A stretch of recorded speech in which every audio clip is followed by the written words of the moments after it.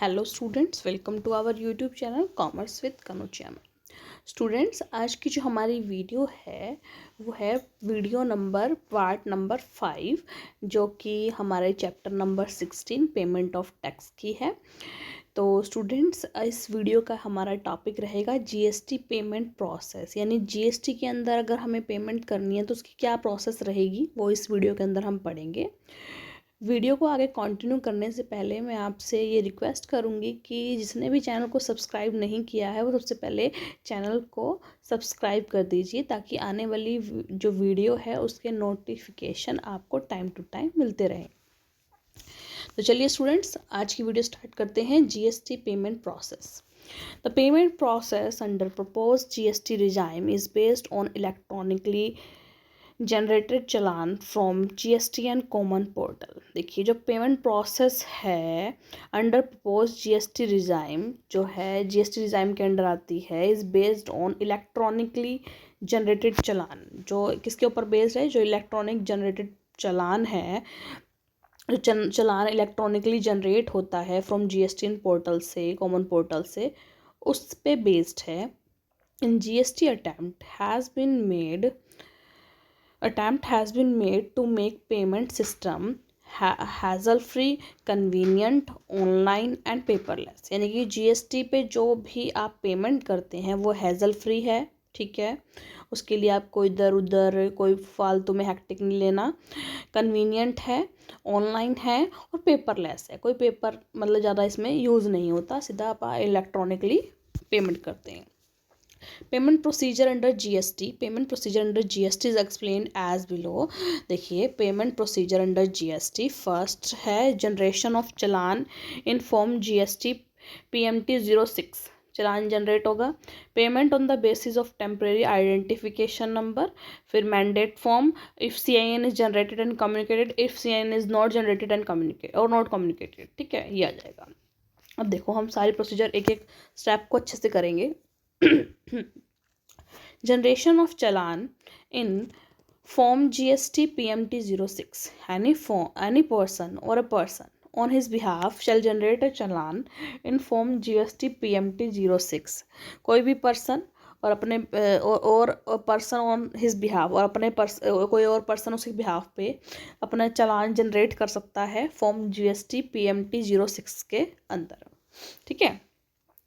A taxpayer can create a challan from GSTN portal for the purpose of payment of taxes। एक tax payer है जो वो एक चालान create कर सकता है GSTN पोर्टल पे से for the purpose of payment of tax, मतलब कि टैक्स की पेमेंट करने के लिए के पर्पस से। The payment details have to be filled in by the tax payer और हिज ऑथराइज्ड पर्सन। जो पेमेंट डिटेल्स है have to be filled in by the tax payer. जो पेमेंट की डिटेल्स है टैक्स पेयर उसको fill करेगा, और उसका कोई भी ऑथराइज पर्सन, यानी उसने जो भी ऑथराइज पर्सन रख रखा हो वो फिल करेगा, ठीक है। It is possible to fill in the challan form partially and temporarily, save the challan for completion at a later stage. ये पॉसिबल है कि जो चालान है वो पार्शली भर दो और टेम्परेली सेव कर दो उसको, और फिर बाद में आप लेटर स्टेज पे उसको फुल कंप्लीट कर सकते हैं। A challan can be edited only before the finalization, यानी कि फाइनलाइजेशन से पहले पहले आप उस चालान को एडिट कर सकते हो, ठीक है। After finalisation the challan bye tax payer it will be generated. अगर आपने फाइनलाइजेशन कर दिया तो फिर वो जनरेट हो जाएगा, फिर उसके अंदर आप एडिट नहीं कर सकते, ठीक है। The remitter will have option of printing the challan for his record. मतलब कि जो रिमिटर है उसको बस ऑप्शन आएगा कि आप चालान को प्रिंट कर सकते हैं, ठीक है।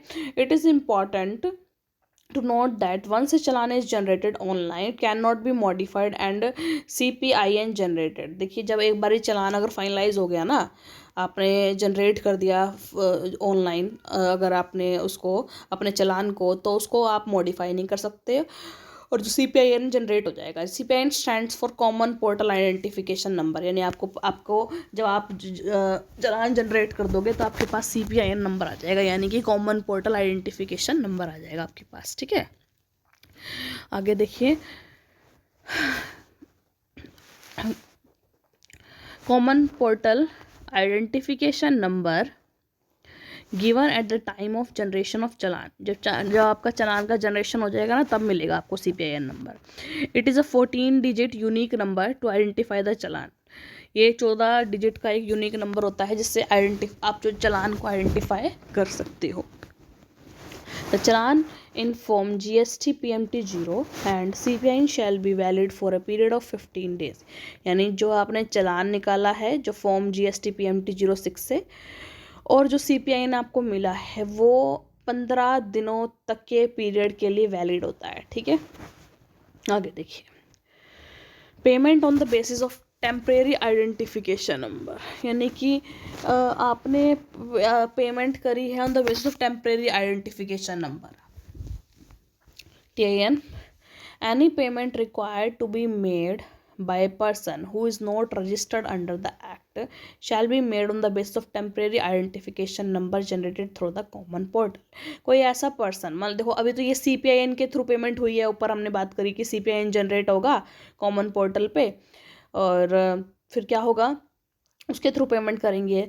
और अगर देखो टेम्परेरी आइडेंटिफिकेशन नंबर से वो पर्सन, कोई ऐसे पर्सन जो रजिस्टर्ड नहीं है तो वो कॉमन पोर्टल से टेम्परेरी आइडेंटिफिकेशन जनरेट होगा और उसके थ्रू पेमेंट कर सकते हैं वो। ठीक है, अब है आगे mandate form where the payment is made by way of NEFT और RTGS, यानी कि नेफ्ट और RTGS के मोड के फॉर्म में कोई बैंक से अगर आप नेफ्ट करवा रहे हो RTGS करवा रहे हो mode from any bank, the mandate form shall be generated along with the challan and the same shall be submitted to the bank from where the payment is to be made। यानी कि देखिए जब आप payment किसी bank के through RTGS और NEFT के through करवा रहे हो तो क्या होगा, जो मैंडेट फॉर्म जनरेट होगा, ठीक है, किसके साथ, चलान के साथ। पहले सिर्फ चलान जनरेट होता था, अब मैंडेट फॉर्म भी जनरेट होगा और वो आपको दोनों चीज़ें कहाँ से सबमिट करवानी पड़ेगी, उस बैंक से जहाँ से आप पेमेंट करवा रहे हो। ठीक है, The mandate form shall be valid for a period of 15 days from the date of generation of चालान।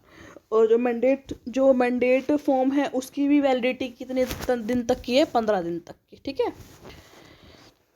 देखो मैंडेट फॉर्म है applicable in cash payment is made by way of NEFT और RTGS। आपको एक क्वेश्चन पूछता है कोई कि अगर आप पेमेंट नेफ्ट और RTGS NEFT और RTGS के थ्रू कर रहे हो तो आपको कौन सा फॉर्म जो है उसको एप्लीकेबल कराना जो है मैंडेटरी होगा, मतलब ज़रूरी होगा, वो होगा मैंडेट फॉर्म। ठीक है, वैलिडिटी रहेगी 15 दिन की। ठीक है, आगे देखिए।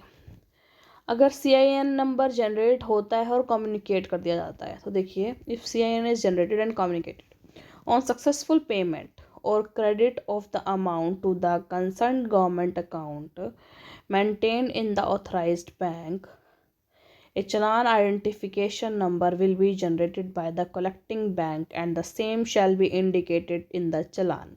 देखिए जब आप सक्सेसफुल पेमेंट करोगे, यानी मान लो गवर्नमेंट को आप जब टैक्स पे करोगे और गवर्नमेंट का जो भी ऑथराइज्ड बैंक होगा जिसके अंदर पेमेंट जाएगी, ठीक है, तो जैसे ही सक्सेसफुल पेमेंट होएगी और अकाउंट जो अमाउंट है क्रेडिट होगा कंसर्टेंट गवर्नमेंट अकाउंट के अंदर, जो भी उसने उस ऑथराइज बैंक में जो गवर्नमेंट ने जो भी अपना ऑथराइज बैंक दिया हुआ है, तो क्या होगा, एक चालान आइडेंटिफिकेशन नंबर जनरेट होगा। ठीक है, CIN number by the collecting bank, जो भी कलेक्टिंग बैंक है, मतलब गवर्नमेंट का जो भी गवर्नमेंट का ऑथराइज्ड बैंक है उसके थ्रू एक CIN नंबर जनरेट होगा and the same shall be indicated in the challan, और वो चालान के अंदर इंडिकेटेड होगा। ठीक है,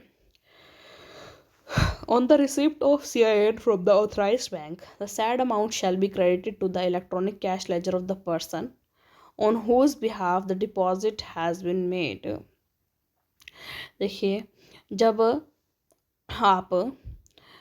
आपको CIN जब ऑथराइज्ड बैंक से मिल जाएगा तो जो भी अमाउंट आपने क्रेडिट करा है इलेक्ट्रॉनिक कैश लेजर में of the person on whose behalf, जिसके बिहाफ पे आपने वो पैसा मतलब आपने दिया डिपॉजिट करवाया है, CIN stand for Challan Identification Number। It is a 17 digit number that is 14 digit CPIN, जो आपका CPIN का 14 डिजिट वो आ जाएंगे प्लस में 3 डिजिट आएंगे बैंक कोड के। ठीक है,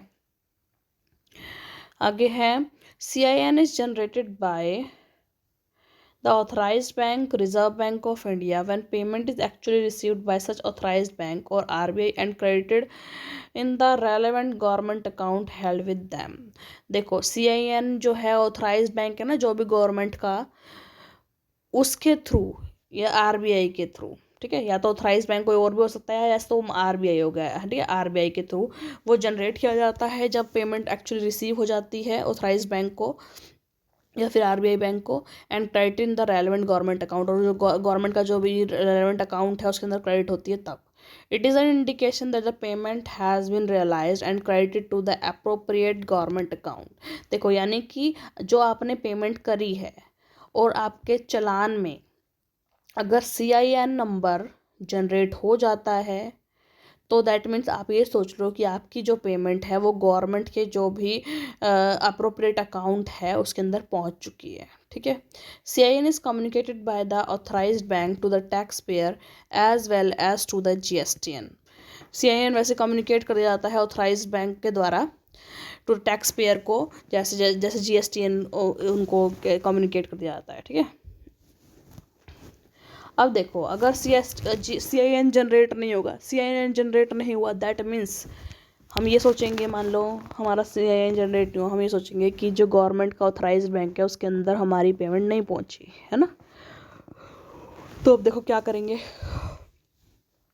Where the bank account of the person concerned or the person making the deposit on his behalf is debited but no challan identification number is generated. यानी कि जो बैंक अकाउंट है जो भी जिस मतलब गवर्नमेंट का है और या फिर जो पर्सन सॉरी जो बैंक अकाउंट है उस पर्सन का या फिर person making a deposit on his behalf is debited, यानी अपने बिहाफ पे यानी अपने उसी इलेक्ट्रॉनिक कैश लेजर में से डेबिट हो गया amount, but challan identification number नहीं जनरेट हुआ, CIN नंबर जनरेट नहीं हुआ, और generated but not communicated to the common portal. लेकिन जनरेट या तो जनरेट हो गया या तो जनरेट हुआ ही नहीं, ठीक है, और अगर जनरेट हो गया तो कॉमन पोर्टल तक कम्युनिकेशन नहीं हुआ. द सेड पर्सन में represent electronically in form GST PMT 07 through the common portal to the bank और electronic gateway through which the deposit was initiated. तो जो पर्सन है वो रिप्रेजेंट करेगा इलेक्ट्रॉनिकली उसको फॉर्म GST PMT 07 के थ्रू कॉमन पोर्टल के थ्रू टू द बैंक और इलेक्ट्रॉनिकली गेटवे, बैंक को रिप्रेजेंट करेगा आगे वो through which the deposit initiate, जिसके अंदर से डिपॉजिट इनिशिएट हुए हैं वहाँ से उसको वो क्या करेगा फॉर्म GST PMT 07 के थ्रू उसको रिप्रेजेंट करेगा, ठीक है. तो स्टूडेंट्स ये हमारी प्रोसेस रही GST में पेमेंट करने के लिए. इसके अंदर क्या क्या हमने पढ़ा कि सबसे पहले generation of challan in form GST PMT 06 के अंदर चालान को जनरेट कराना है.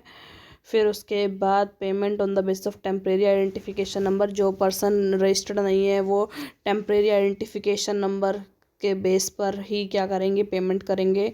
मैंडेट फॉर्म कब होगा, जब आप नेफ्ट और RTGS के थ्रू जब पेमेंट करवा रहे हो तो वहाँ मैंडेट फॉर्म आपको जरूरी लगाना पड़ेगा, और बैंक में जिस बैंक से आप वो नेफ्ट और RTGS करा रहे हो सबमिट कराना जरूरी होगा चालान के साथ. अगर CIN जनरेट हो गया और कम्युनिकेशन हो गया है उसका, दैट मीन्स हम ये सोचेंगे कि जो भी गवर्नमेंट का ऑथराइज्ड बैंक है उस तक पेमेंट पहुँच चुकी है. अगर जनरेट नहीं हुआ है तो फिर उसके लिए हम GST PMT 07 जो है फॉर्म भर के और उसको रिप्रेजेंट करेंगे, ठीक है. तो ये हमारी प्रोसेस हो गई. आई होप स्टूडेंट आपको GST पेमेंट प्रोसेस समझ में आई हो, आपका टॉपिक क्लियर हुआ हो. अगर स्टूडेंट आपको वीडियो अच्छी लगी हो, आपका टॉपिक क्लियर हुआ हो, तो स्टूडेंट ज़्यादा से ज़्यादा मेरी वीडियो को लाइक कीजिए, शेयर कीजिए, कमेंट्स कीजिए और ज़्यादा से ज़्यादा मेरे चैनल को सब्सक्राइब कीजिए. Commerce with Kanojia ma'am. Thank you students.